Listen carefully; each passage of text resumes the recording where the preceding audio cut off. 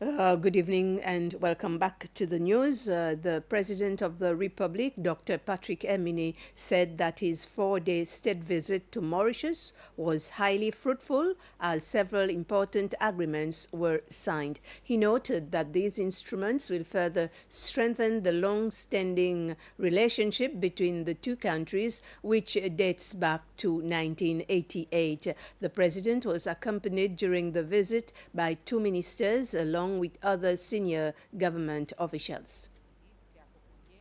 The visit has only served to strengthen the very good relationship that exists between our two countries, and it is obvious with a new government in Seychelles that relationship can only grow from strength to strength. We are two sister islands in the middle of the Indian Ocean. We share a common sea, the Indian Ocean, and we can only gain by working together as two sovereign nations. President Emini said that Seychelles has proposed a 7% annual increase to the European Union as part of the Tuna fishing agreement. Initially, Seychelles had sought a 30% increase, while the EU was offering only 3%, far below what the government wanted. President Emini explained during a press conference that the current global situation, particularly the conflict in the Middle East, had forced the country to propose the 7% increase. He said he had tried to secure more value for the country's resources, but the European Union explained why it was unable to accept the 30% increase, which was in line with inflation over the past 6 years. He added that last Thursday, Minister Cosgrove conducted the final round of negotiations, and ultimately the country had to settle for the 7% increase. The president said that all that remains is to sign the document. The fishing agreement between the European Union and Seychelles expired on the 23rd of February. A delegation from the International Union for Conservation of Nature, IUCN, met with President Emini at State House this morning. The IUCN is a global authority that assesses the state of the natural world and identifies measures needed to safeguard it. The regional director of IUCN, Luther Anker-Boy, said that discussions with the president focused primarily on strengthening collaboration to implement environmental projects. Collaboration around Island Plus program that we are running here, which is mainly on plastic management, and we are also working on joint work around what we call the BBNJ. This is Biodiversity Beyond National Jurisdiction Treaty, which has just been signed by Seychelles. It was one of the first countries to sign that, and so we are working to move to the implementation of that treaty. And also we're working on building a new program on management of biodiversity in Seychelles. And we do know that there are a number of scientists here in Seychelles that are pursuing or looking at the issues about the red list. Certainly the issues about species conservation is extremely important, and there have been different types of efforts to save species who are on the red list. Certainly this does require usually combined efforts of both government and non-government actors like NGOs around, and also the community. Social workers and key partners in child protection have come together to share experiences and address the challenges they face in their work domain. The discussion also focused on a new manual that will be introduced soon. It includes rules, standards, and procedures that they need to follow that can ensure they provide best practice in child protection. This is part of activities that the Department of Social Affairs is doing to commemorate World Social Work Day, which falls today on the 17th of March under the theme Co-Building Hope and Harmony, a Harambee call to unite a divided society. The aim of the event was to also recognize the vital role that social workers contribute in society in promoting social justice and supporting vulnerable individuals.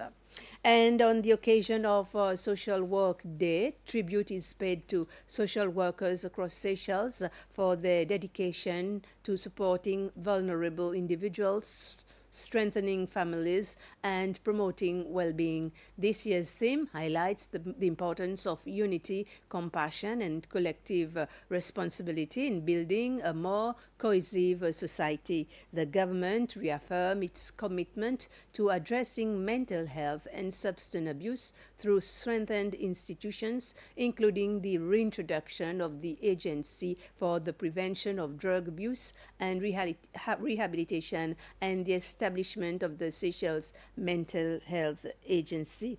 Recognition is also given to those supporting persons with disabilities and advancing in inclusion. And that's the message of the President of the Republic, Dr. Patrick Emini, and he is encouraging young people to pursue social work as a meaningful career, while current social workers are commended for their vital role in building a more caring and resilient nation. Montello Mauro, co-founder of the Nastro Viola Charity Foundation in Italy, donated an automated external defibrillator to the Ministry of Health through the Sovereign Military Order of Malta. That was this morning. The Counselor for the Foreign Military Order of Malta, Maria Auxilia Invernizzi, officially handed over the defibrillator to the Minister for Health, Dr. Marvin Fanny. The defibrillator is lighter than those currently used by the Ministry of Health. It cost 1,753 euros, which is approximately 30,000 Seychelles rupees. This equipment is used to treat patients suffering from cardiac arrest. Dr. Marvin Fanny said that the donation came at the right time, while Mrs. Invernizzi expressed her gratitude to Mr. Mauro. This donation comes at an opportune time when we are doing reform, especially into the emergency medical services at the Seychelles Hospital. We are planning to beef up our ambulance services, training of our staff, and these equipment, they form part of the emergency treatment of patients. We are very happy that we've received it at the right time, and we look forward for better or other cooperation between Sovereign of Malta and Seychelles. Mr. Montello is present in Italy as co-founder of the charity foundation Nastro Viola to help people with cancer. Our embassy would like to express to him the heightened gratitude. I'm really proud to hand over to the Ministry of Health our first donation of this year. This defibrillator for adult and pediatric use, for immediate use, hoping it can help to improve the current emergency service. The National Assembly has approved a bill to reintroduce the Unemployment Relief Scheme, URS, a law repealed by the previous administration in 2021. The Minister for Employment and Human Resource Planning, Edith Alexander, explained that the scheme's aim is to enable job seekers to secure permanent employment. Members of the U.S. Majority Party said the scheme will enable more people to enter into formal employment, whilst members of the Minority Party suggest that instead of bringing back what they described as a welfare scheme, the government should be concentrating on reinforcing current schemes aimed at getting people into formal employment. All Majority U.S. Party members present voted for the bill, whilst minority LDS members voted against. Hotel establishment owners have met with representatives from the Booking.com platform and Hotel Link.